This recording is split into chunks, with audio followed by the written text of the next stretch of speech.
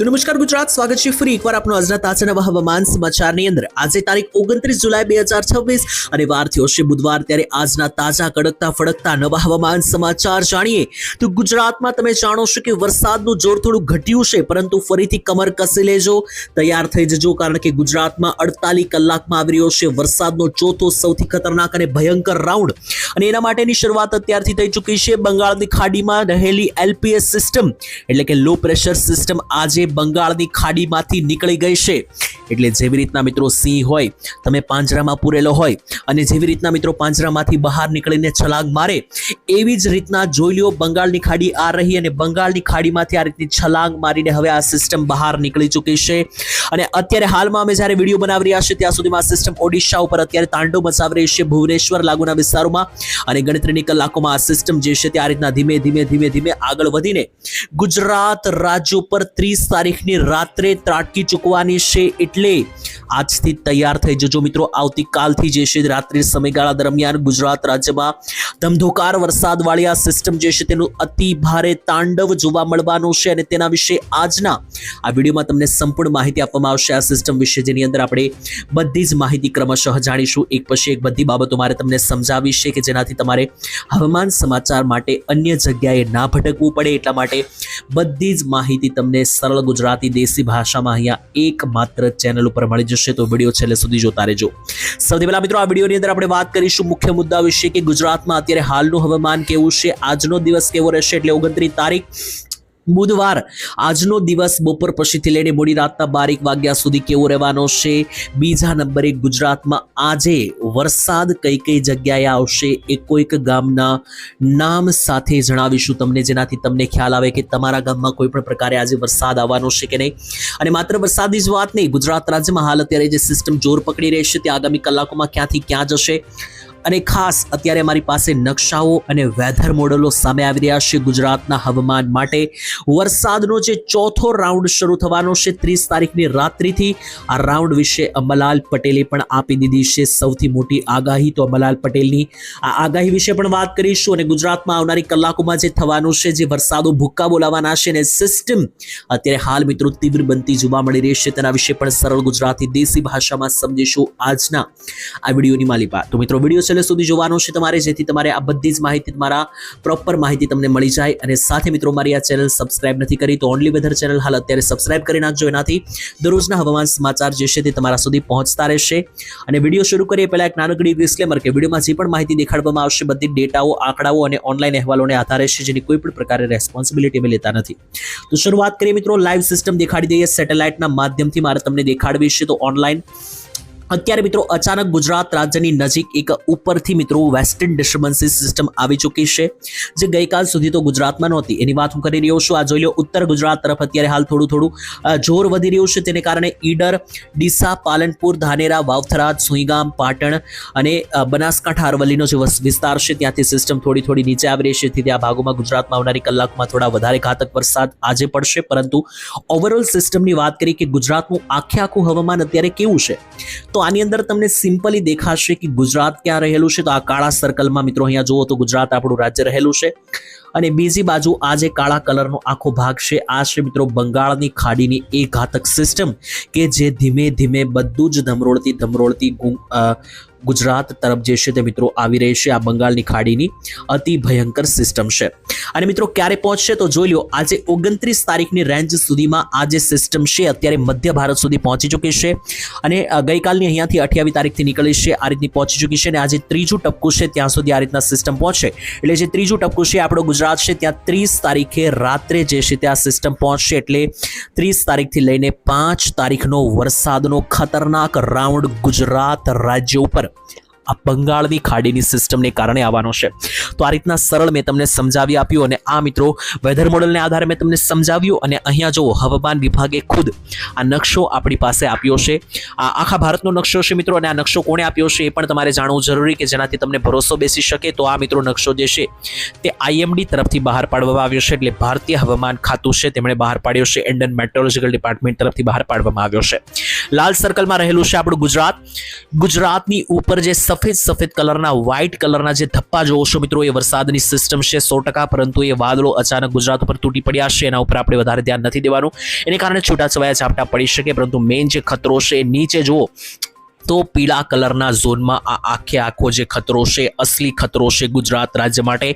અને આ સિસ્ટમને જો તમે હલકામાં લેતા હોય તો મિત્રો યાદ રાખજો, બંગાળથી જ્યારે સિસ્ટમ આવી છે, ઇતિહાસ સાક્ષી પૂરે છે કે બંગાળની સિસ્ટમ ગુજરાતને ધોધમાર વરસાદ આપીને જતી હોય છે 95%, અને આ સિસ્ટમ રૂબરૂ આવી રહી છે બંગાળની ખાડીથી. એટલે સિસ્ટમ 3,000 કિલોમીટર પાર કરીને આવી રહી છે અંતર, જેમાં જોઈ લો મિત્રો સિસ્ટમનો જે આખો રસ્તો છે આ રીતનો રહેવાનો છે. બંગાળની ખાડીથી નીકળીને સિસ્ટમ આ રીતની ગુજરાત તરફ આગળ વધી રહી છે. તેની અંદર જોઈએ તો આ જે સિસ્ટમ છે મિત્રો એ અહીંયા 28 તારીખથી નીકળી 29 તારીખ આજે મધ્યમાં પહોંચી છે, અને 30 તારીખે આ રીતની ગુજરાત ઉપર આવી જવાની છે. એટલે 30 તારીખથી લઈને રાત્રિ દરમિયાન મિત્રો આવવાની છે. એટલે 30 તારીખ રાત્રે અને 31 તારીખ સવારથી ગુજરાતમાં જે છે તે અનરાધાર વરસાદો શરૂ થઈ શકે. અંબાલાલે એના માટે પહેલેથી ચેતવણી અત્યારે હાલમાં જ આપી દીધી છે. અંબાલાલ પટેલે શું કહ્યું છે એ માહિતી પણ તમારા માટે જાણવી ખૂબ જરૂરી, કારણ કે એનાથી તમને સમજાઈ જશે કે આગામી સમયમાં શું થવાનું છે. તો હવામાનના જે જાણકાર છે અંબાલાલ પટેલ, અંબાલાલ કાકાએ મિત્રો જે આગાહી આપી છે, અંબાલાલ કાકાએ મિત્રો આગાહી આપતા જણાવ્યું છે કે ગુજરાત રાજ્યની અંદર 30 તારીખથી આ સિસ્ટમ રાત્રિ દરમિયાન જે આવી રહી છે તે 3 તારીખ સુધી અનરાધાર વરસાદ વરાવશે. અને મિત્રો આ એક સાર્વત્રિક વરસાદની સિસ્ટમ છે. અંબાલાલે કહ્યું છે કે મોટા ભાગના ઘણા બધા વિસ્તારોમાં વરસાદ કવર થશે, પરંતુ પૂર જેવી પરિસ્થિતિઓ પણ જોવા મળશે. એટલે હજુ પણ કહું છું, વરસાદની આ સિસ્ટમને પ્લીઝ હલકામાં ના લેતા. આજ માટે મિત્રો વાત કરીએ તો આજનો દિવસ કેવો રહેવાનો છે એ પણ હવે તમને થોડું સમજાવી દો, કે જેનાથી તમને આજની પણ ખ્યાલ આવે. તો આજે મિત્રો 29 તારીખ છે ને વાર થયો છે બુધવાર, એટલે કે બુધવાર. તો આજની અપડેટ આપું તમને લાઈવ અહીંયા.